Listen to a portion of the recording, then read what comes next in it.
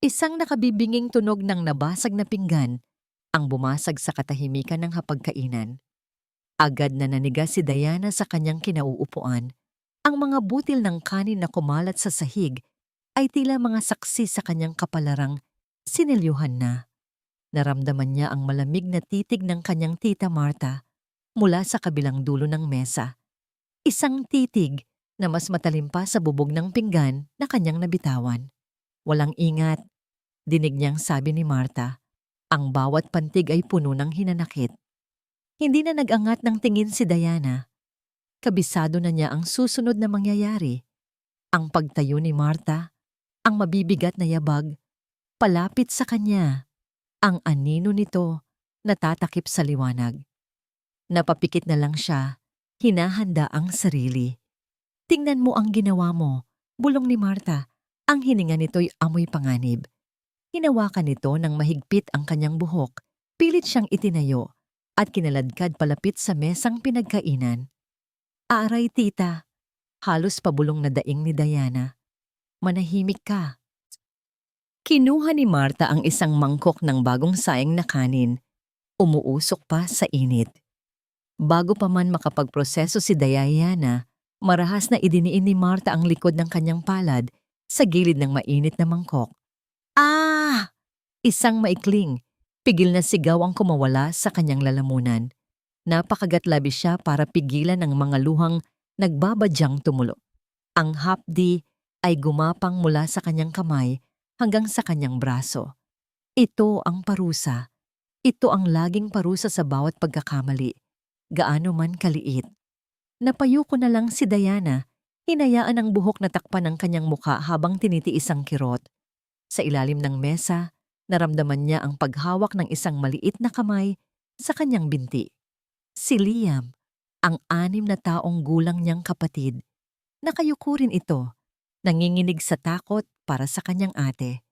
Ito ang buhay nila. Isang walang katapusang siklo ng takot at pananahimik. Ngunit sa gitna ng hapdi at kawalan ng pag-asa, isang tunog mula sa labas ang biglang pumukaw sa kanilang lahat. Ang tunog ng pagbukas ng malaking gate, sinundan ng ugong ng isang sasakyang hindi nila pamilyar. Binitawan ni Marta ang kanyang kamay. Narinig ni Diana ang pagmamadali sa mga yabag nito patungo sa bintana. Sino yan? Tanong ni Marta sa sarili. Bakas ang pagkainis sa boses. Maya-maya lang, bumukas ang pinto. At sa sandaling iyon, tila huminto ang mundo ni Diana. Isang matangkad na lalaki ang nakatayo roon, may daladalang maleta. Ang mukha nito'y may mga guhit na ng pagod, ngunit ang mga matay puno ng pananabik. Ang mukha na ilang taon na niyang nakikita sa mga litrato at sa mga video call lang. Papa? Ang salitang yon ay hindi lang galing sa kanyang bibig, kundi mula sa kaibuturan ng kanyang kaluluwang uhaw na uhaw sa pagkalinga. Diana? Liam? Tumakbo ang lalaki papasok at sa isang iglap, ang lahat ng takot at sakit ay napalitan ng isang emosyong matagal nang kinalimutan ni Diana. Pag-asa. Papa! Sigaw nilang magkapatid. Sinalubong nila ito ng yakap. Ibinagsak ni Alejandro ang kanyang mga gamit at lumuhod para mayakap ng mahigpit ang kanyang mga anak. Nandito na si Papa. Umuwi na ako. Paulit-ulit na sabi ni Alejandro. Ang boses ay basag dahil sa emosyon. Naramdaman ni Diana ang init ng mga bisig ng kanyang ama. Ang amoy nito na pamilyar pa rin sa kabila ng mahabang panahon. Dito, sa yakap na ito, ligtas siya. Ligtas na sila ni Liam. Tapos na ang bangungot. Ngunit nang iangat niya ang kanyang paningin, nakita niya si Tita Marta sa likod ng kanyang ama. Ang kaninang mabagsik na mukha nito ay napalitan na ng isang matamis na ngiti. Mabilis nitong pinunasan ang pekeng luha sa gilid ng kanyang mata. Alejandro, buti naman at nakauwi ka na, sabi ni Marta. Ang boses ay puno ng pag-aalala. Pagod na pagod ka sigurado. Halika, ipagtitimpla kita ng espesyal kong tsaa. Humiwalay si Alejandro sa yakap at hinarap ang hipag. Marta, Salamat sa lahat ng pag-aalaga mo sa mga bata. Ano ka ba? Pamilya tayo. Siyempre, gagawin ko ang lahat para sa kanila. Sagot ni Martha habang sinusuklay ng daliri ang buhok ni Liam. Pumasok sila sa sala. Pinaupo ni Martha si Alejandro sa paborito nitong silya. Napansin ni Diana ang kakaibang pagod sa mukha ng kanyang ama. Isang pagod na tila mas malalim pa sa isang mahabang biyahe lang. Ilang sandali pa, bumalik si Martha mula sa kusina. Dala ang isang tasa ng mabangong tsaa. Umuusok pa ito at may kakaibang amoy ng mga halamang gamot. Heto, inumin mo para gumaan ang pakiramdam mo. Alok ni Martha. Iniaabot ang tasa kay Alejandro. Kinuha ito ni Alejandro at ngumiti. Salamat, Martha. Ikaw talaga. Hindi ka nagbabago. Ininom ni Alejandro ang tsaa nang walang pag-aalinlangan. At habang pinapanood siya ni Diana, nakita niya ito. Isang mabilis, halos hindi mahahalata. Nakislap ng tagumpay sa mga mata ng kanyang tita Martha bago ito muling ngumiti ng buong tamis. Isang kislap na nagsasabing hindi pa tapos ang bangungot. Sa katunayan, nagsisimula pa lamang ito. Gabi. Nakahiga si Diana sa kanyang kama, ngunit hindi siya makatulog. Ang kagalakan sa pag-uwi ng kanyang ama ay nababahiran ngayon ng isang hindi maipaliwanag na kaba. Bigla, may narinig siyang mahinang ungol mula sa kabilang kwarto. Ang kwarto ng kanyang ama. Dahan-dahan siyang bumangon at lumabas. Sumilip siya sa pasilyo. Nakasara ang pinto ng kwarto ni Alejandro, ngunit dinig niya muli ang ungol nito. Isang daing ng sakit. Kinakabahan, naglakad siya palapit. Handa nang kumatok. Kailangan siya ng kanyang ama. Ngunit bago pa man dumapo ang kanyang kamay sa pinto, isang anino ang humarang sa kanya. Anong ginagawa mo rito? Boses ni Tita Martha. Malamig at walang emosyon. Narinig ko po si Papa, sabi ni Diana na patingin sa pinto. Masama po yata ang pakiramdam niya. Hinarangan ni Martha ang daan. Ang katawan nito ay tila isang pader. Pagod lang siya sa biyahe. Kailangan niyang magpahinga. Huwag mo siyang istorbuhin. Pero tita, sinabi kong wag, maringis sabi ni Martha. Ang mga mata nito'y nagbabaga sa dilim. Bumalik ka na sa kwarto mo. Ngayon din. Walang nagawa si Diana kundi tumalikod. Sa bawat hakbang pabalik sa kanyang madilim na silid, naririnig niya ang mga pabulong na salita ni Martha habang binubuksan nito ang pinto ng kwarto ni Alejandro. Mga salitang tila isang sumpa. Hayaan mo na siya. Ako ang bahala sa kanya. Isinara ni Martha ang pinto. At kasabay nito, ang pinto ng pag-asa na sandaling nagbukas sa puso ni Diana. Nagising si Alejandro na kumikirot ang ulo. Isang pamilyar na kirot na dumadalaw sa kanya tuwing umaga sa nakalipas na mga buwan. Isinisi niya ito sa stress sa trabaho, sa pagod sa biyahe. Ngunit ngayong umaga, may kasama itong bigat sa kanyang dibdib. Isang bigat na may pangalan, pagkakasala. Bumangon siya at naupo sa gilid ng kama. Ang katahimikan ng bahay ay tila sumisigaw sa kanya. Ipinapaalala ang mga taon na wala siya. Ang mga kaarawan na hindi niya napuntahan, ang mga gabing hindi niya natabihan ng kanyang mga anak. Kailangan niyang bumawi. Kailangan niyang ayusin ang lahat. Pagkatapos mag-ayos, kinuha niya ang isang paper bag mula sa kanyang maleta. Sa loob nito ay isang kahon, ang pinakabagong modelo ng tablet, para kay Diana. Isang paraan para sabihing, pasensya na anak, nandito na si Papa. Nakita niya si Diana sa hardin, tahimik na nagdidilig ng mga halaman. Ang kanyang mga kilos ay maingat, tila takot na makabasag ng kahit ano. Lumapit siya, dala-dala ang regalo na parang isang bandila ng kapayapaan. Hija, para sa'yo. Tiningnan lang ni Diana ang kahon na iniabot niya. Walang kislap ng kagalakan sa mga mata nito. Isang bagay na ikinabahala ni Alejandro. Dahan-dahan itong ibinaba, ang hawak na pandilig. at kinuha ang regalo. "Salamat po, Papa." Ang boses nito ay walang emosyon. "Buksan mo," sabi ni Alejandro. Pilit nang ngumingiti. "Alam kong matagal mo nang gusto yan." Binuksan ni Diana ang kahon, tiningnan ang makintab na screen at muling isinara. Tumingin ito ng diretso sa kanyang mga mata. "Papa, hindi ko kailangan to." Nawala ang ngiti ni Alejandro. "Anak, anong ibig mong sabihin?" "Ang kailangan ko lang," nanginginig ang boses ni Diana, "ay maniwala ka sa akin." Kumunot ang noo ni Alejandro. Isang pamilyar na pagod ang muling gumapang sa kanyang sistema. "Maniwala saan?"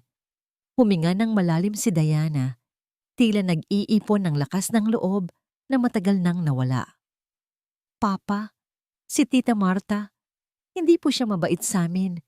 May mga araw na hindi niya kami pinapakain ni Liam kapag nagkakamali kami." Natigilan si Alejandro.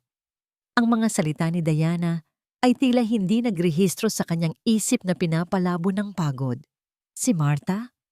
Ang hipag niya na nagpadala sa kanya ng walang katapusang mga email tungkol sa paglaki ng mga bata. Si Marta na nag-alay ng buhay para alagaan sila. Diana, baka naman. "Totoo po ang sinasabi ko, Papa." "Alejandro? Diana, anong pinag-uusapan niyo?" Isang boses mula sa likuran nila ang pumutol sa kanilang pag-uusap. Si Marta. Nakatayo ito sa may pintuan ng kusina. May hawak na tray ng kape. Ang mukha nito ay puno ng pag-aalala. Wala, Marta." Mabilis na sagot ni Alejandro. Ngunit huli na ang lahat. Nakita ni Marta ang tablet sa mga kamay ni Diana. Ang mga mata niya ay biglang nanlaki at dahan-dahan nagsimulang mamuo ang mga luha. "Diana, anak," sabi ni Marta. Ang boses ay garalgal. "Hindi mo ba nagustuhan ang regalo ng papa mo? Sinabi mo pa naman sa akin noon na gusto mo niyan." "Hindi po sa ganon, tita. Dahil ba sa akin?" Tuluyang umiyak si Marta. Ibinaba ang tray sa isang tabi. "Dahil ba sa pagiging mahigpit ko minsan, ginagawa ko lang naman yon dahil mahal ko kayo. Para matuto kayong magpahalaga sa mga bagay-bagay." Tumingin si Marta kay Alejandro. Ang mga luha ay malayang dumadaloy sa kanyang mga pisngi. "Alejandro, pasensya ka na. Siguro nga nagkukulang ako. Kahapon hindi ko muna pinakain si Diana ng merienda dahil sinayang niya ang kanin niya. Gusto ko lang siyang turuan ng leksyon." Nalilito si Alejandro. Ang simpleng kwento ni Diana tungkol sa pagpapagutom ay naging isang leksyon sa pagtitipid. Ang pagtanggi niya sa regalo ay naging isang isyu ng pagiging walang utang na loob. Kumikirot na naman ang ulo niya. Ang mga boses sa paligid niya ay tila umuugong. Ang pag-iyak ni Marta, ang tahimik na pagtangis ni Diana, gusto lang niyang matapos na ang lahat. "Tama na, sabi niya. Mas malakas kaysa sa kanyang intensyon. Napatingin sa kanya ang dalawa. Hinarap niya si Diana. Ang pagod at pagkalito ay naghalo-halo, naging inis. "Diana, malaki ang sakripisyo ng Tita Marta niyo para sa inyo. Iniwan niya ang sarili niyang buhay para alagaan kayo habang wala ako." Napayuko si Diana. Nakita ni Alejandro ang pagbagsak ng mga balikat nito. "Dapat maging mapagpasalamat ka." Patuloy ni Alejandro. Pinipili ang mas madaling paniwalaan, ang mas madaling daan para matapos ang gulo. "Ayoko nang marinig ulit ang mga reklamong yan. Maliwanag." Hindi sumagot si Diana. Dahan-dahan lang itong tumango. Pagkatapos ay ipinatong nito ang kahon ng tablet sa isang upuan, tumalikod, at tahimik na pumasok sa loob ng bahay. Naiwan si Alejandro sa hardin, kasama ang umiiyak na si Marta. Ngunit ang bigat sa kanyang dibdib, imbes na gumaan ay lalo lang bumigat. Tila may isang bagay sa loob niya ang nabasag, kasabay ng puso ng kanyang anak. Ang bawat araw pagkatapos noon ay tila paglalakad sa maninipis na bubog. Naging anino si Diana sa sarili niyang pamamahay. Ang pag-asa na minsang sumibol sa kanyang dibdib ay natabunan na ng isang malamig na katotohanan. Umuwi nga ang kanyang ama, ngunit ang hari ng kanilang tahanan ay si Tita Marta pa rin. Pinapanood niya kung paano alagaan ni Marta ang kanyang ama, kung paano nito tinitimplahan ng tsaa sa umaga, at kung paano nito binubulungan ng mga kwentong kalahati lang ang katotohanan kapag inaakala nitong tulog na sila. Si Alejandro naman, laging pagod at masasakitin ang ulo, ay tinatanggap ang lahat ng walang tanong. Nawalan na ng saysay ang mga salita ni Diana. Mas pinaniniwalaan ng kanyang ama ang mga pekeng luha kaysa sa mga totoong sugat sa kanyang puso. Isang umaga, ang maingat na katahimikan ay biglang binasag ng isang sigaw. Nasaan na? Diyos ko, nasaan na ang pera? Si Tita Marta, nagmamadaling bumaba ng hagdan. Ang mukha ay nagpapakita ng matinding pag-aalala. Alejandro, ang sobre para sa tuition fee ni Liam. Agad na napatayo si Alejandro mula sa pagkakaupo sa hapagkainan. Anong nangyari? Hindi ba't inilagay ko yan sa ibabaw ng aparador mo? Oo, sigurado akong nandoon lang yon kagabi. Humahagulgol si Marta. Pero ngayon wala na. May kumuha. Isang malamig na kaba ang gumapang sa dibdib ni Diana. Alam niya kung saan hahantong ang lahat ng ito. Ito ay isang palabas. At siya ang napiling kontrabida. Imposible, sabi ni Alejandro. Sino namang gagawa nun dito? Ang mga mata ni Marta, na puno ng luha, ay dahan-dahang lumingon sa direksyon ni Diana. Hindi ito nagsalita, ngunit ang tingin nito ay sapat na. Isang tingin na puno ng akusasyon. Hindi po ako, mahinang sabi ni Diana. Ang boses ay halos hindi marinig. Maghanap tayo, sabi ni Alejandro. Ang boses ay nag-uumpisa nang magpakita ng inis. Marta, baka naman nailagay mo lang sa ibang lugar. Nagsimula ang isang paghahanap na alam ni Diana ay wala ring patutunguhan. Ang bawat sulok ay hinalughog, ngunit ang sobre ay hindi makita. Teka, sabi ni Marta, biglang huminto. Diana, may mga binili ka raw sa palengke kahapon, sabi ni Manang Rosa. Saan ka kumuha ng pera? Sa ipon ko po. Mabilis na sagot ni Diana. Barya lang po yon. Tingnan natin ang gamit mo, sabi ni Alejandro. Ang boses ay malamig. Hindi ito isang pakiusap, kundi isang utos. Sinundan nila si Diana papunta sa kanyang kwarto. Ang bawat hakbang ay parang pabigat ng pabigat. Ito na ang katapusan. Binuksan ni Alejandro ang bag ni Diana. Sa loob, kasama ng kanyang mga libro, ay ang mumurahing hikaw at pulseras na binili niya mula sa kanyang naipong baon. At sa ilalim ng lahat, naroon ang ilang gusot na piraso ng 1,000 piso. Hindi iyon ang buong halaga ng tuition, pero sapat na para patunayan ang isang kasinungalingan. Ano to, Diana? Tanong ni Alejandro. Inilabas ang pera. Hindi ko po alam. Umiiling na sabi ni Diana. Ang mga luha ay nagsisimula nang mamuo sa kanyang mga mata. Hindi po sa akin yan. Si Tita Marta ang naglagay niyan. Ang kapal ng mukha mo, sigaw ni Marta. Lalo pang lumakas ang iyak. Matapos kitang alagaan, ito ang igaganti mo sa akin? Pag nanakawan mo ang sarili mong kapatid? Hindi totoo yan. Sigaw pabalik ni Diana. Ang kanyang desperasyon ay umaabot na sa sukdulan. Papa, maniwala ka sa akin. Pakisuyo. Tumingin siya sa kanyang ama, nagmamakaawa. Ngunit ang nakita niya sa mga mata nito ay hindi awa. Nakita niya ang pagod, ang pagkadismaya, at ang huling sinag ng tiwala na tuluyan ng namatay. Magnanakaw ka na ngayon, sabi ni Alejandro. Ang boses ay mahinahon, ngunit puno ng galit. Hindi po. Isang malutong na tunog ang pumuno sa silid. Isang matinding hapdi ang naramdaman ni Diana sa kanyang pisngi. At isang nakabibinging katahimikan. Itinaas ni Alejandro ang kanyang kamay. At sa unang pagkakataon sa buong buhay ni Diana, sinampal siya nito. Nanigas si Diana, hindi dahil sa sakit, kundi dahil sa gulat. Ang kamay na dapat sana'y poprotekta sa kanya ang siyang nanakit. Ang taong dapat sana'y maniniwala sa kanya ang siyang unang humusga. Dahan-dahan niyang inangat ang kanyang tingin. Wala nang luha sa kanyang mga mata. Wala nang sakit. Tanging isang malamig, malawak na kawalan.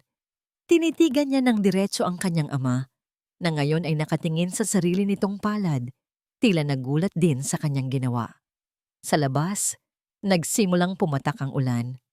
Darating ang araw, bulong ni Diana. Ang boses ay walang emosyon. Pagsisisihan mo to. Pagkasabi niyon, tumalikod siya. Hindi niya pinansin ang mga sigaw ni Marta o ang naguguluhang tawag ng kanyang ama. Tumakbo siya.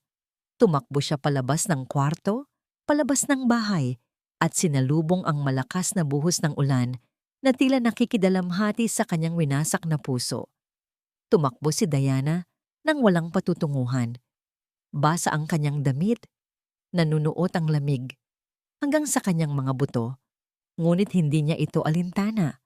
Mas malamig ang kirot sa loob ng kanyang dibdib. Isang yelo na bumaon sa kanyang puso nang dumapo ang palad ng kanyang ama sa kanyang pisngi. Ang bawat patak ng ulan na humahampas sa kanyang balat ay tila mga luhang hindi niya kayang ilabas. Sa gitna ng pagtakbo, isang ilaw mula sa isang pamilyar na bintana ang pumukaw sa kanya. Ang bahay ni Aling Nena, ang kanilang matandang kapitbahay na laging mayroong nangiti at isang mainit na pandesal para sa kanila ni Liam. Walang pag-aalinlangan, tinungo niya ang gate nito at desperadong kumatok. Agad na bumukas ang pinto. "Diyos ko, Diana!" Gulat na sabi ni Aling Nena nang makita ang basang-basa at nanginginig na dalaga. "Halika, pumasok ka, bilis!" Iginaya siya nito papasok. Agad siyang kinumutan ng makapal na tuwalya at pinaupo sa isang silyang yari sa yantok.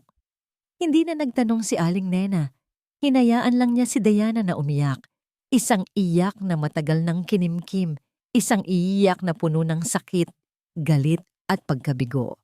Nang bahagyang humupa ang kanyang paghikbi, inilahad ni Aling Nena ang isang tasa ng mainit na tsokolate. "Ija," mahinahong sabi ng matanda. Umupo ito sa tapat niya. "Ngayon, sabihin mo sa akin ang lahat." At ikinuwento ni Diana ang lahat. Ang pagmamalupit, ang mga parusa, ang pagdating ng kanyang ama, ang tiya, ang mga kasinungalingan, ang ninakaw na pera, at ang sampal na tumapos sa lahat. Sa buong pagkukwento niya, hindi siya pinutol ni Aling Nena. Nakikinig lang ito. Ang muka ay nagpapakita ng lumalalim na pag-unawa at hinanakit. Nang matapos si Diana, hinawakan ni Aling Nena ang kanyang mga kamay. Ang mga palad nito'y kulubot ngunit mainit. "Naniniwala ako sa iyo, anak." 3 salita. Iyon lang ang 3 salita na kailangan ni Diana. Sa wakas, may isang taong naniwala. Muli siyang napahagulgol, ngunit sa pagkakataong ito, may kasama na itong ginhawa. "Matagal na akong naghihinala sa Tita Marta mo." Pagpapatuloy ni Aling Nena. "May mga gabi na naririnig ko si Liam na umiiyak ng malakas, tapos bigla na lang titigil. Minsan, nakita ko sa bintana na tinatakpan ni Marta ang bibig niya. Nang makita niya akong nakatingin, bigla niyang isinara ang kurtina." Natigilan si Diana. Hindi lang pala siya ang nakakapansin. "Hindi tanga ang papa mo, Diana," sabi ni Aling Nena. Pero maaaring nabubulagan siya ng pagod at ng tiwala niya sa kapatid ng asawa niya. Kailangan natin ng ebidensya, isang bagay na hindi niya pwedeng ipagsawalang bahala. "Pero paano, Aling Nena? Lahat ng sabihin ko, binabaliktad niya." Nag-isip ang matanda. "Ang kasamaan, laging nag-iiwan ng bakas. Hindi kaya mayroong mga bagay na nakatago sa bahay niyo na nakalimutan na ng papa mo? Mga bagay na maaaring magpatunay sa tunay na kulay ng tita mo?" Samantala, sa bahay nila Diana, hindi mapakali si Marta. Pagkatapos niyang palabasin ang isang matagumpay na pag-arte sa harap ni Alejandro, pumasok siya sa kanyang kwarto at mabilis na dinial ang isang numero sa kanyang cellphone. "Hello?" Nanginginig niyang sabi. "Oo, ako to." Nakinig siya sandali at ang kanyang muka ay biglang namutla. "Sandali lang, pakiusap." Halos pabulong niyang sabi, sinisigurong walang ibang makakarinig. "Bigyan niyo pa ako ng 1 linggo. Malapit ko nang makuha ang pera. Oo, malaking halaga. Pakiusap, huwag niyo munang saktan ng..." Hindi niya natapos ang sasabihin. "Sige, sige. 1 linggo. Gagawan ko ng paraan." Ibinaba niya ang tawag. Ang kanyang kamay ay nanginginig habang hawak ang cellphone. Napasandal siya sa pader, humihinga ng malalim. Ang oras ay unti-unti nang nauubos. Sa bahay ni Aling Nena, ang singaw mula sa tasa ng tsokolate ay unti-unti nang nawawala. Tinitigan ni Diana ang kanyang mga kamay. Ang alaala ng hapdi mula sa mainit na mangkok ay sariwa pa rin. Ebidensya. Bakas, ano ang maaaring nakalimutan?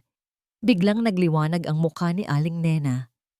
"Ang mama mo, bago siya pumanaw, mahilig siyang magsulat, hindi ba? Mga diary o kaya mga sulat." Sa isang iglap, tila may bumbilyang umilaw sa isipan ni Diana. Isang alaala. Isang imahe na matagal nang nakabaon sa kanyang isip.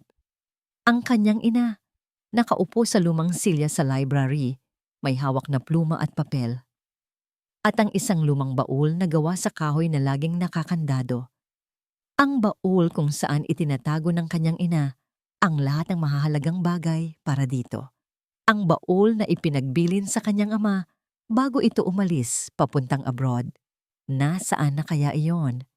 "Aling Nena," sabi ni Diana, ang kanyang mga mata ay biglang nagkaroon ng bagong determinasyon. "Sa tingin ko, may naiwan nga si Mama." Ang bigat ng kamay ni Alejandro ay nanatili sa kanyang palad. Kahit pa ilang oras na ang lumipas mula nang gawin niya ang isang bagay na isinumpa niyang hindi kailanman gagawin. Nakaupo siya sa sala, nakatingin sa kawalan habang ang ulan sa labas ay walang tigil sa pagbuhos. Ang bawat patak na tumatama sa bintana ay tila isang paalala ng bawat luhang hindi niya nakita sa mga mata ng kanyang anak. Tanging ang malamig na kawalan lamang. Tama ba ang ginawa niya? O nagpadala lang siya sa galit at pagod? Ang mga tanong ay umikot-ikot sa kanyang isipan. Isang ipo-ipong nagpapahirap sa kanya. "Alejandro, heto na ang tsaa mo." Ang malambing na boses ni Marta ay pumutol sa kanyang pag-iisip. Inilapag nito ang isang pamilyar na tasa sa maliit na mesa sa kanyang tabi. "Huwag mo nang masyadong isipin yon. Minsan, kailangan talaga ng mga bata ng matigas na kamay para matuto." Tumingin si Alejandro kay Marta. Ang mukha nito ay puno ng pag-unawa. Ang mga salita nito ay tila isang balsamo sa kanyang naguguluhang isipan. Marahil ay tama ito. Marahil ay ito talaga ang kailangan. Kinuha niya ang tasa at ininom ang mainit na likido. Gaya ng dati, may kakaibang ginhawa itong dala. Isang ginhawang nagpapamanhid sa kirot ng kanyang ulo at sa kirot ng kanyang konsensya. Ang pagkalito ay unti-unting bumabalot sa kanyang isipan, tinatabunan ang pagdududa at pinapalitan ito ng isang mapanlinlang na kapayapaan. Ngunit sa ilalim ng kapayapaang yon, mayroong isang damdaming hindi kayang burahin ng anumang tiya. Pangungulila. Bigla niyang naramdaman ang isang matinding pangungulila sa kanyang yumaong asawa, si Elena. Ano kaya ang sasabihin nito kung nakikita siya ngayon? Magagalit ba ito? Madidismaya? Isang ideya ang pumasok sa kanyang isip. Dahan-dahan siyang tumayo. "Saan ka pupunta?" tanong ni Marta. "Sa dati kong opisina," sagot ni Alejandro. "May kukunin lang ako." Ang maliit na silid sa dulo ng pasilyo ay tila isang time capsule. Ang amoy ng lumang papel at alikabok ay sumalubong sa kanya. Ilang taon na rin siyang hindi nakakapasok dito. Ang lahat ay nasa ayos. Salamat kay Marta. Ngunit nababalot ng kalungkutan ng nakaraan. Ang hinahanap niya ay hindi isang bagay na malaki. Isang litrato lang. Isang alaala ng mga ngiti ni Elena. Nilapitan niya ang isang lumang aparador na gawa sa Nara. At doon, sa ibabaw nito, nakita niya ito. Isang baul na gawa sa kahoy, ang paboritong taguan ng kanyang asawa. Itago mo to, mahal. Naalala niyang sabi ni Elena bago siya umalis noon. Lahat ng pinakamahalaga sa akin, nandyan sa loob. Dahan-dahan niyang binuksan ang baul. Ang alikabok ay lumipad.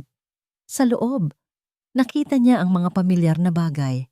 Mga litrato nila noong bago pa lang silang magkasintahan, mga pinatuyong bulaklak, ang unang sapatos ni Diana. Napangiti siya.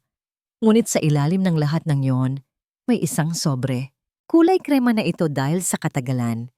Ang sulat kamay sa harap ay elegante at pamilyar. Ang sulat kamay ng kanyang asawa. Para sa aking mahal na Alejandro. Kumunot ang kanyang noo. Hindi niya natatandaang may iniwang sulat si Elena para sa kanya. Maingat niyang binuksan ang sobre. Ang papel sa loob ay marupok na sa paglipas ng panahon. Nagsimula siyang magbasa. Mahal ko, kung binabasa mo ito, marahil ay matagal na akong wala. Maraming bagay akong gustong sabihin sa'yo, ngunit isa ang pinakamahalaga. Isang babala. Mag-ingat ka kay Marta. Natigilan si Alejandro. Ipinagpatuloy niya ang pagbabasa. Ang kanyang puso ay nagsimulang tumibok ng mas mabilis. Alam kong kapatid ko siya at mahal mo siya bilang pamilya. Ngunit sa likod ng kanyang mga ngiti ay nagtatago ang isang pagiging sakim na ako lang ang nakakakita.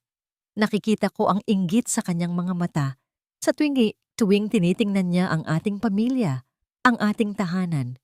Huwag mong ipagkakatiwala sa kanya ang lahat, Alejandro. Pakiusap.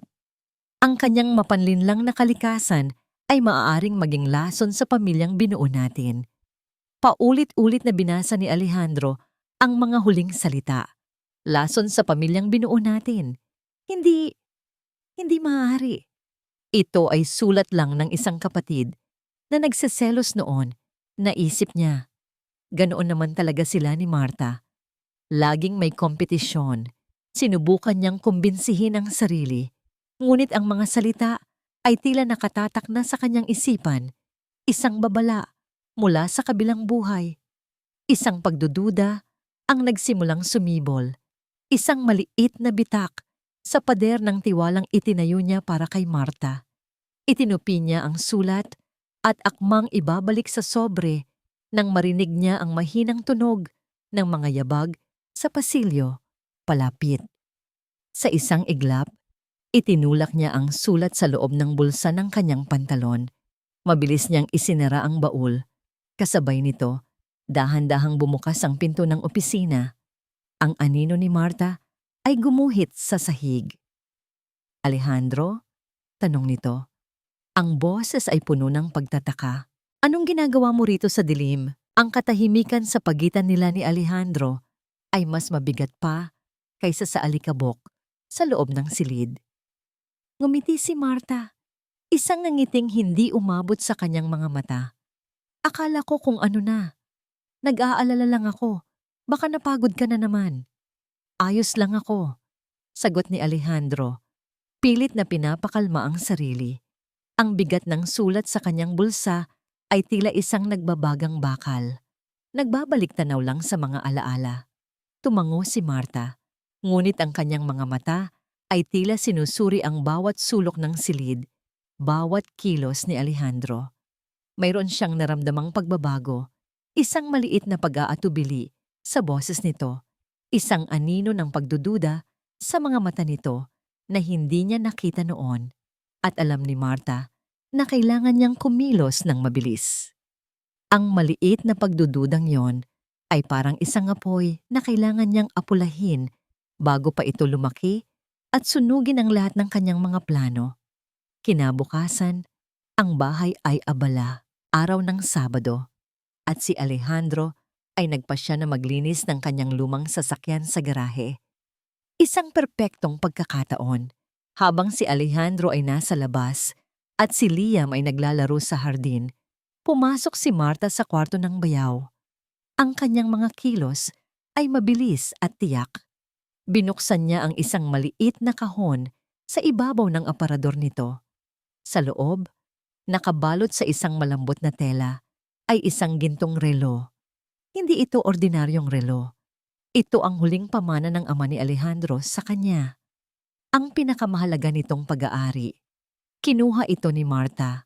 Ang kanyang puso ay kumakabog dahil sa kaba at kasabikan. Dahan-dahan siyang lumabas at nagtungo sa kwarto ni Diana. Nakita niya si Diana na nakaupo sa tabi ng bintana. Nakatingin sa labas, tila wala sa sarili. Hindi siya napansin nito. Walang ingay na binuksan ni Marta ang aparador ni Diana. Maingat niyang inilagay ang relo sa ilalim ng tumpok ng mga damit sa isang sulok kung saan hindi ito agad makikita. Pagkatapos ay lumabas siya. Isinara ang pinto ng walang anumang tunog. Ang pain ay nailagay na. Ilang oras ang lumipas. Tanghalian. Habang kumakain sila, biglang napahawak si Alejandro sa kanyang pulsuhan. "Teka," sabi niya, "kumunot ang noo. Hindi ko suot ang relo ko. Baka naiwan mo lang sa kwarto mo, mahal," sabi ni Marta na nagkukunwaring walang alam. "Hindi, sinuot ko yon kanina bago ako lumabas," giit ni Alejandro. Tumayo siya at umakyat sa taas. Ilang sandali pa, bumaba siyang muli. Ang muka ay puno ng pag-aalala. Wala doon. Wala sa banyo. Wala sa ibabaw ng mesa. "Baka nahulog lang," sabi ni Marta. Nagsimula ang isang bagong paghahanap. Sa ilalim ng kama, sa loob ng sasakyan, sa garahe. Ngunit ang relo ay hindi makita.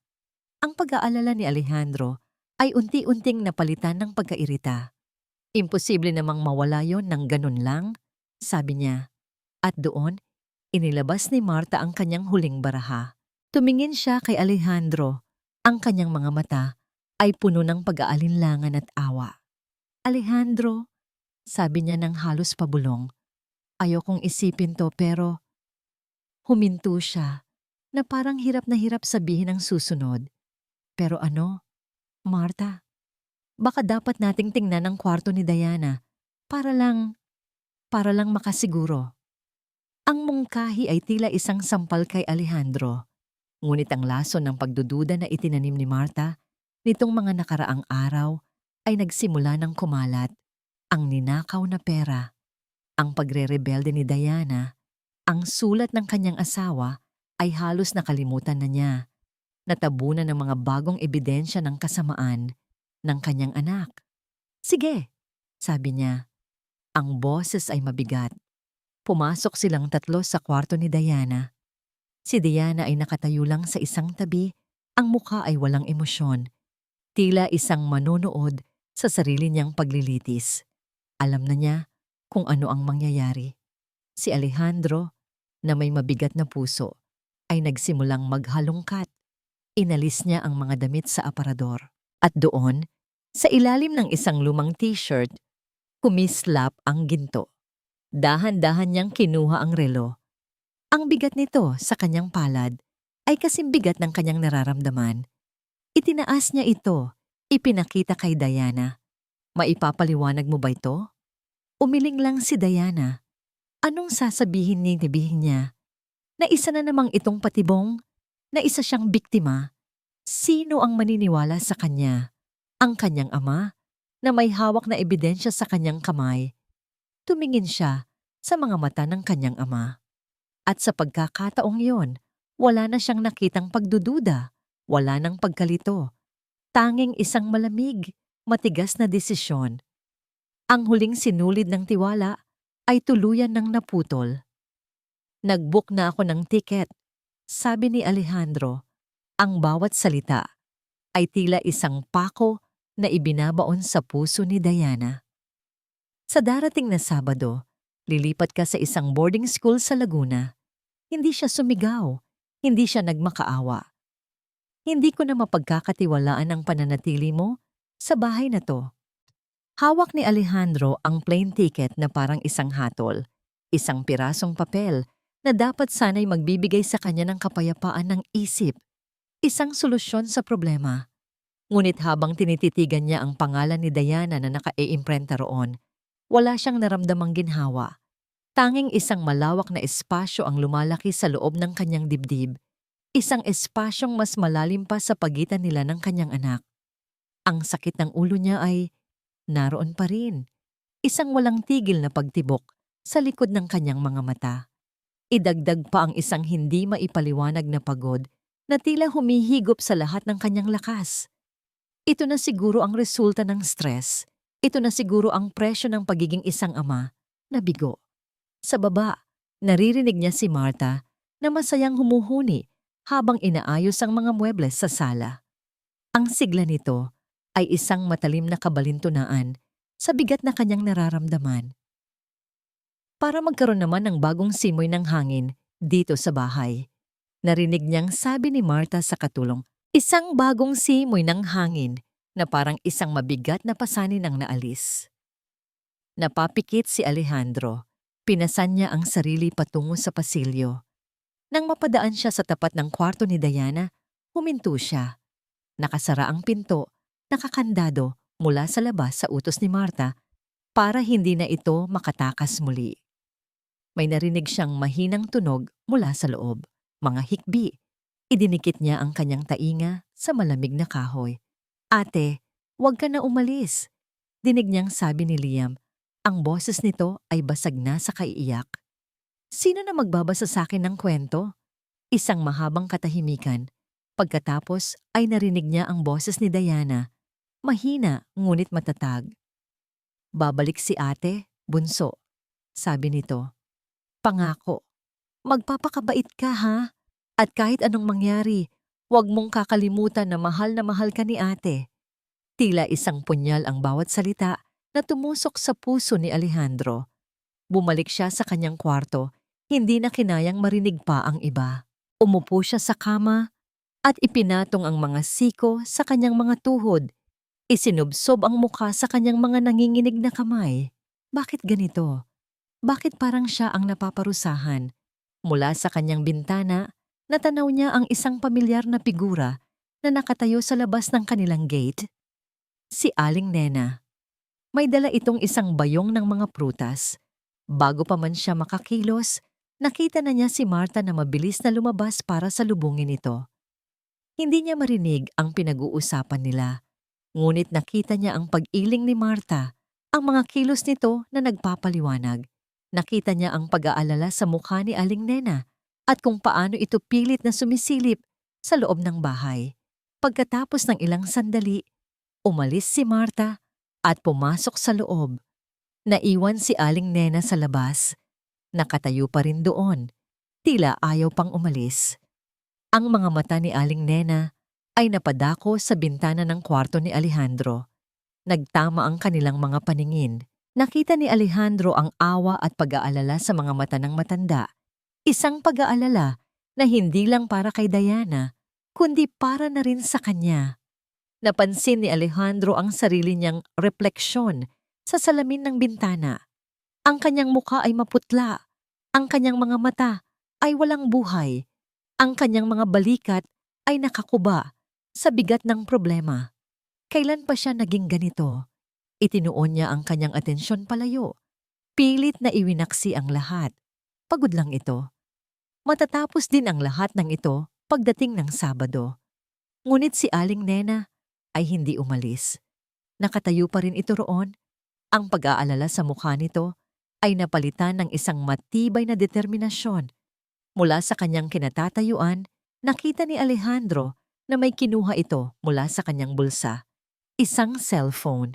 Hindi niya alam kung sino ang tinatawagan nito, ngunit ang nakita niyang pagseryoso ng mukha nito ay nagdulot ng kakaibang kaba sa kanya. Sa labas ng gate, idinikit ni Aling Nena ang telepono sa kanyang tainga. Dr. Santos, sabi niya, ang kanyang boses ay mahinahon ngunit apurahan. Kailangan ko po kayong makausap. Tungkol po ito sa dati niyong pasyente. Si Alejandro. Kinabukasan, isang hindi inaasahang bisita ang dumating. Dr. Santos! Masayang bati ni Marta nang pagbuksan nito ng pinto ang matandang doktor ng kanilang pamilya.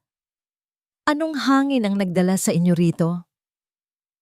Marta, magandang umaga, sabi ni Dr. Santos, isang ngiti ang gumuhit sa kanyang mukha.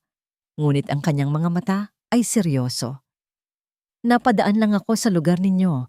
Naisip kong kamustahin si Alejandro. Matagal-tagal na rin mula noong huli kaming magkita. Nasa likod si Alejandro, narinig ang usapan. Ang pagdating ng doktor ay tila isang hindi magandang pangitain. Naku, mabuting-mabuti naman siya, Doc. Mabilis na sagot ni Marta. Bahagyang hinaharangan ang daan. Medyo napagod lang sa biyahe, alam na niyo na. Ganon ba? Sabi ng doktor. Dahan-dahang pumasok sa loob. Ang kanyang presensya ay may bigat na hindi kayang pigilan ni Marta. Kung ganon, mas mabuti nang matingnan ko siya. Isang mabilis na check-up lang. Walang nagawa si Marta kundi tumabi. Ang kanyang nangiti ay nanatiling nakapaskil sa kanyang labi, ngunit ang kanyang mga mata ay nagpapakita ng bahagyang pagkataranta. Pinaupo ni Dr. Santos si Alejandro sa sala. Ang kanyang mga tanong ay simple at kaswal sa simula. Tungkol sa trabaho, sa biyahe, sa pagkain. Balita ko, napakasarap daw ng tsaa ni Marta, sabi ng doktor, isang tila inosenteng komento. Oo, Doc, sagot ni Alejandro. Araw-araw niya akong tinitimplahan, nakakatulong sa sakit ng ulo ko. Talaga? Tumango-tango ang doktor. Marta, ano bang mga halamang gamot ang inilalagay mo roon? Biglang natigilan si Marta. Mga ordinaryong pampakalma lang, Dok. Galing pa sa probinsya, lihim ng aming pamilya. Sabi niya, sabay tawa ng pilit. Ang atensyon ng doktor ay bumalik kay Alejandro. Alejandro, bukod sa sakit ng ulo at pagod, may iba ka pa bang nararamdaman? Pagkalito? Hirap sa pag-concentrate? Napatingin si Alejandro sa doktor. Paano nito nalaman? Iyon mismo ang mga bagay na pilit niyang isinasantabi. Tumango siya ng dahan-dahan. Isang seryosong ekspresyon ang gumuhit sa mukha ni Dr. Santos. Sa tingin ko, kailangan nating kumuha ng blood sample mo para lang makasiguro tayo na walang problema. Isang comprehensive test kasama na ang toxicology. Toxicology, ulit ni Marta. Ang kanyang boses ay bahagyang tumaas. Bakit naman, Doc? Simpleng pagod lang yan. Standard procedure lang, Marta. Mahinahong sagot ng doktor. Ngunit ang kanyang mga mata ay nakatutok kay Alejandro. Mas mabuti ng sigurado. Nag-aalangan si Alejandro. Ayaw niya ng gulo. Gusto na lang niyang matapos ang linggong ito. Ngunit nang lumingon siya sa bintana, nakita niya si Aling Nena na nakatayo sa kabilang kalye, nakatingin sa kanya. Ang mga mata nito ay tila nagsusumamo, humihingi na pumayag siya. Ang sulat ng kanyang asawa, ang pag-aalala ni Aling Nena, ang mga tanong ng doktor. Ang mga ito'y tila maliliit na piraso ng isang puzzle na hindi niya pa kayang buuin, ngunit alam niyang may mali. Sige, Doc, sabi ni Alejandro. Ang kanyang boses ay mas matatag na ngayon. Gawin niyo ang kailangan niyong gawin. Namutla si Marta. Inilabas ni Dr. Santos ang kanyang medical kit, isang maliit na karayom, isang syringe at ilang test tube. Habang inihahanda niya ang mga gamit, ang bawat tunog ay tila umuugong sa loob ng tahimik na sala. Huwag kang mag-alala, Alejandro. Mabilis lang to, sabi ng doktor. Nang itusok ng doktor ang karayom sa kanyang braso, napatingin si Alejandro kay Marta. Nakatayo ito sa isang sulok, ang mga kamay ay mahigpit na magkakakuyom. Ang mukha nito ay hindi na maipinta. Ang imahe ng isang mapag-arugang hipag ay biglang nagkaroon ng lamat. Maingat na inilagay ng doktor ang sample ng dugo sa isang selyadong lalagyan. Ipapadala ko to agad sa laboratorio. sabi ni Dr. Santos habang nagliligpit. Siguro mga 48 oras, makukuha na natin ang resulta. Tumayo na siya para umalis. Pagdating sa may pinto, huminto siya at lumingon kay Alejandro. Sa ngayon, Alejandro, sabi niya, ang kanyang boses ay may diin. Iminumungkahi ko na huwag ka munang uminom ng kahit anong herbal na tsa para lang makasiguro tayo. Ang mga mata ni Marta at Alejandro ay nagtagpo sa gitna ng sala. Ang isa ay puno ng takot na hindi na maitago. Ang isa naman ay puno ng isang bagong usbong, isang malamig at nakakakilabot na pagdududa. 2 araw. 2 araw ng pag-iwas at paghihintay. 2 araw na pagtanggi ni Alejandro sa tiyaan ni Marta gamit ang mga dahilan tulad ng masakit ang tiyan ko o tubig na lang muna. Ang bawat oras na lumilipas ay tila isang buhangin sa isang hourglass na malapit nang maubos at ang tensyon sa loob ng bahay ay halos nahihipo na. Nakaupo si Alejandro sa kanyang opisina, nakatingin sa telepono na parang isang bombang sasabog anumang oras. Ang sulat ng kanyang asawa ay nasa ibabaw ng mesa. Ang mga salita nito'y tila nanunuya sa kanyang katangahan. Nang sa wakas ay tumunog ang telepono, isang matinis na tunog ang bumasag sa katahimikan. Napatalon siya sa kanyang upuan. Ang kanyang puso ay nagsimulang kumabog ng napakabilis. Tinitigan niya ang screen. Dr. Santos. Huminga siya ng malalim at sinagot ang tawag. Hello, Doc. Isang boses ang nagsalita sa kabilang linya. Si Alejandro ay nakinig lang. Ang kanyang mukha ay unti-unting nawalan ng kulay. Ano po yun? Isang, katahimikan. Alkaloid. Mula sa halaman? Muli siyang nakinig. Ang kanyang mga mata ay nakatitig sa kawalan. Sigurado po kayo, Doc? Isang huling paliwanag mula sa doktor. Naiintindihan ko po. Opo. Salamat, Doc. Ibinaba niya ang telepono. Ang kanyang kamay ay nanatiling nakahawak dito. Nanginginig. Lason. Isang salitang umaling-awngaw sa kanyang isipan. Paulit-ulit. Hindi isang lason na pumapatay agad, ipinaliwanag ng doktor, kundi isang na dahan-dahang humihigop ng iyong lakas, lumalason sa iyong pag-iisip at ginagawa kang isang sunod-sunurang anino ng iyong dating sarili.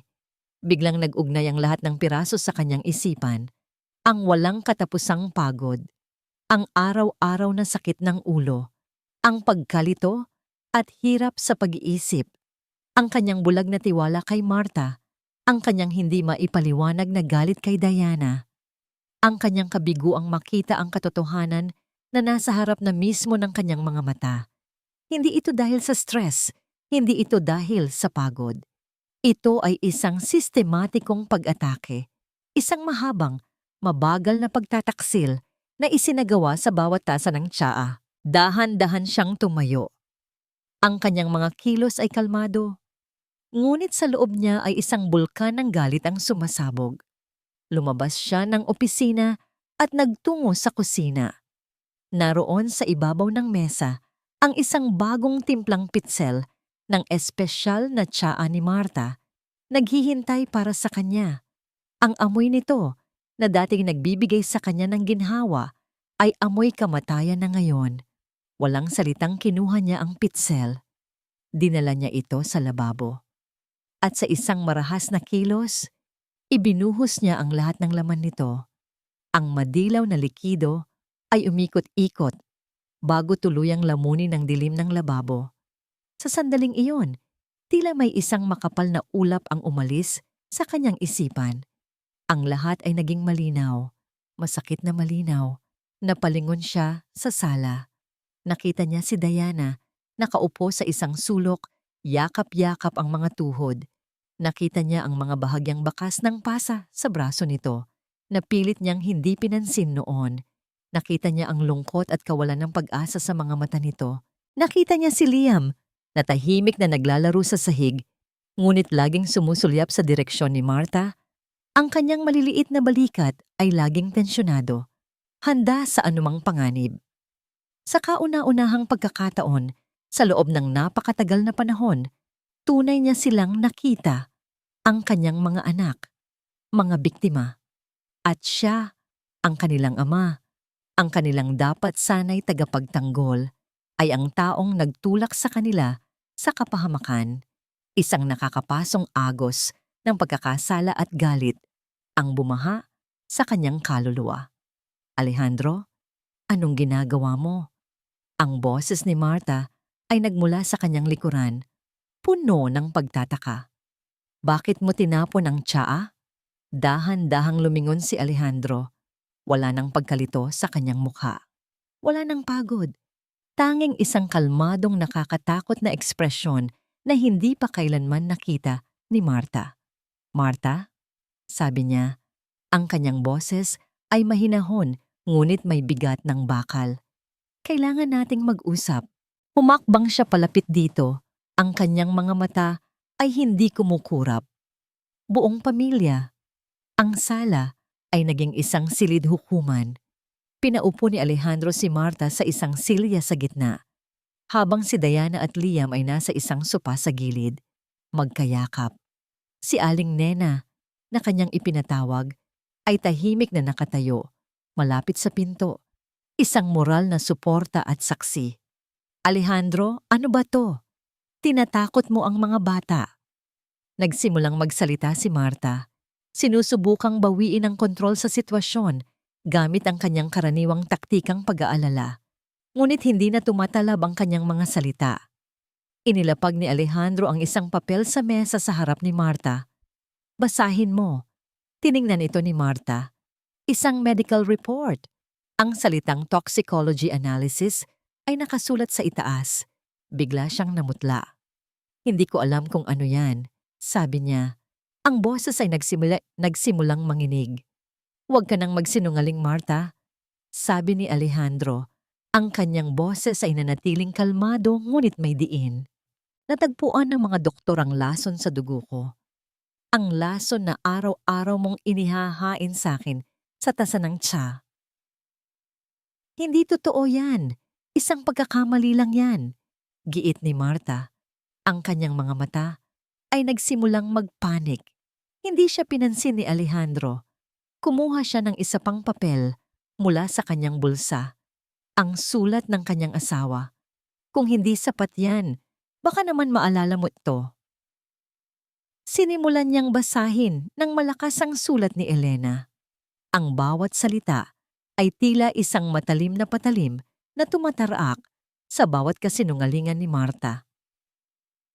Sa likod ng kanyang mga ngiti ay nagtatago ang isang pagiging sakim. Ang kanyang mapanlinlang na kalikasan ay maaaring maging lason. Mga selos lang yan ng isang kapatid, sigaw ni Marta, ngunit ang kanyang pagtanggi ay wala ng bigat. Aling Nena, tawag ni Alejandro. Huminga ng malalim si Aling Nena at humakbang pasulong. Nakita ko po, Sir Alejandro. Nakita ko ang takot sa mga mata ng mga anak ninyo. Narinig ko ang kanilang mga iyak sa gabi. At nakita ko si Marta na sinasaktan si Diana. Sinungaling kang matanda ka, bulyaw ni Marta, napatayo. Sa sulok, si Manang Rosa, ang kanilang katulong na kanina patahimik, ay biglang napahagulgol. Patawad po, sir, sabi niya habang umiiyak. Totoo po lahat. Pinilit lang po ako ni Ma'am Marta na manahimik.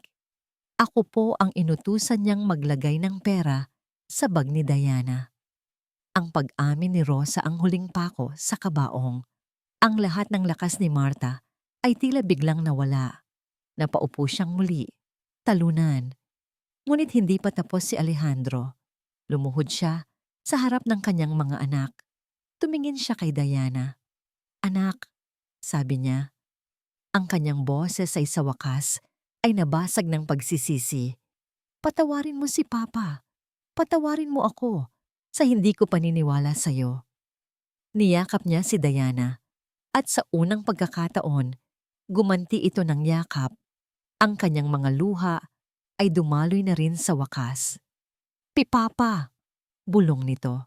Sa gitna ng emosyonal na sandaling iyon, isang maliit na boses ang narinig. Ako rin po, sabi ni Liam na kanina pa nakayakap sa kanyang ate. Nakita ko po si Tita Marta. Lumingon ang lahat sa bata. Nakita ko po siyang pumasok sa kwarto ni Papa. Kinuha niya yung relo. Tapos, dinala niya sa kwarto ni ate.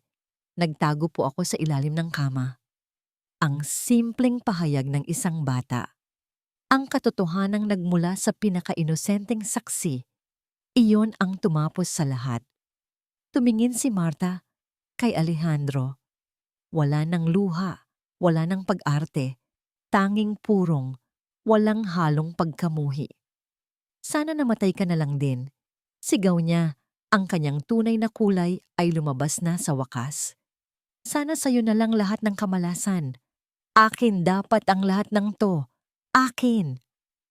Habang isinisigaw niya ang kanyang galit, isang malakas na katok ang narinig mula sa pinto. Binuksan ito ni Aling Nena. 2 pulis ang nakatayo roon. Tahimik na tumayo si Alejandro. Tinawagan na niya sila bago pa man magsimula ang pag-uusap na ito. Siya po, sabi ni Alejandro. Itinuro si Marta. Marta Reyes, sabi ng isang pulis. Inaaresto ka namin sa salang physical injury to a minor, theft at attempted homicide. Hindi na pumalag si Marta. Para siyang isang manikang pinagmamasdan ang 2 pulis na papalapit para pusasan siya. Ngunit bago siya tuluyang kunin, tinitigan niya si Alejandro ng isang tingin na puno ng isang malamig na pangako ng paghihiganti. Habang inilalabas ng mga pulis si Marta mula sa bahay, isang katahimikan ang bumalot sa sala. Isang katahimikan na hindi na nakakabingi, kundi isang katahimikan na puno ng kalayaan. Niyakap ni Alejandro ang kanyang 2 anak, mas mahigpit kaysa dati. Tapos na ang bangungot.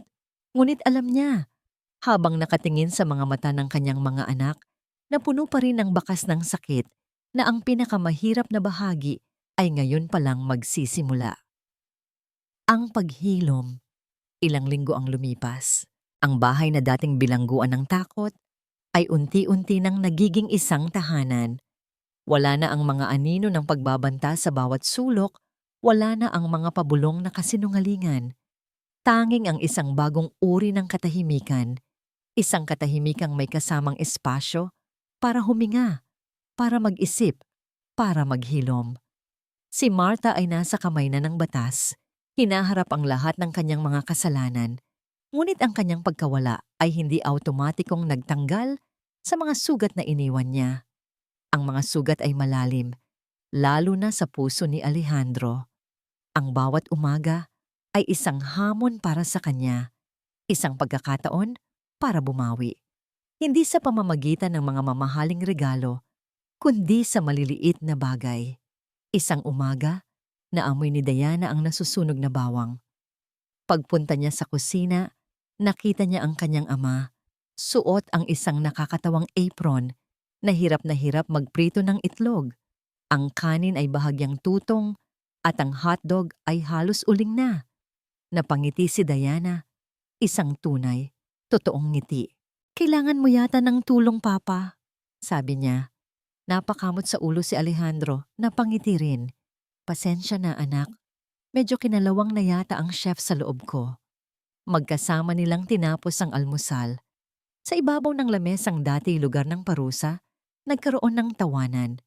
Sa unang pagkakataon, naramdaman nilang sila'y isang pamilya. Hindi lang mga taong nakatira sa iisang bubong. Nagpasya si Alejandro na kumuha ng tulong propesyonal. Isang family therapist ang bumibisita sa kanila linggo-linggo. Sa simula, mahirap. Mahirap para kay Diana na ilabas ang lahat ng kanyang sama ng loob. Mahirap para kay Liam na magkwento tungkol sa kanyang mga takot. At pinakamahirap para kay Alejandro na pakinggan ang lahat ng iyon nang hindi hinuhusgahan ang sarili. Sa isang sesyon, inilabas ni Alejandro ang sulat ng kanyang yumaong asawa. Hindi ko siya pinakinggan, sabi ni Alejandro sa therapist. Ang boses ay puno ng pagsisisi. Ang asawa ko, si Elena, sinubukan niya akong bigyan ng babala. Kinuha ni Diana ang sulat mula sa kamay ng kanyang ama. Binasa niya itong muli, ngunit sa pagkakataong ito, hindi nagalit ang kanyang naramdaman, kundi awa. Awa para sa kanyang ina na nakita ang katotohanan at awa para sa kanyang ama na nabulag nito. Hindi mo kasalanan, Papa, sabi ni Diana, isang bagay na hindi inakala ni Alejandro na maririnig niya. Nabulag tayong lahat. Iyon ang simula. Ang simula ng tunay na pagpapatawad. Isang maaraw na hapon, dinala ni Alejandro ang kanyang mga anak sa isang parke. Isang malawak, luntiang lugar na puno ng mga batang naghahabulan at mga pamilyang nagpipiknik. Bumili siya ng isang malaking saranggola. Sinong gustong magpalipad? Tanong niya. Nagunahan ang magkapatid. Habang pinapanood ni Alejandro sina Diana at Liam na tumatakbo sa damuhan, pataas-baba, nagtatawanan habang sinusubukang paliparin ang saranggola, isang mainit na damdamin ang bumalot sa kanya. Ang saranggola ay sumayaw-sayaw sa hangin. Minsay bumabagsak, ngunit laging muling lumilipad ng mas mataas. Gaya nila. Nilapitan ni Diana ang kanyang ama habang si Liam naman ang may hawak ng PC. Pawis na pawis ito, ngunit ang kanyang mga mata ay kumikinang sa saya, isang kislap na matagal nang nawala. Papa, sabi ni Diana. Masaya ako. Tumingin si Alejandro sa kanyang anak, sa kanyang dalaga. Nakita niya ang lakas sa likod ng mga peklat nito.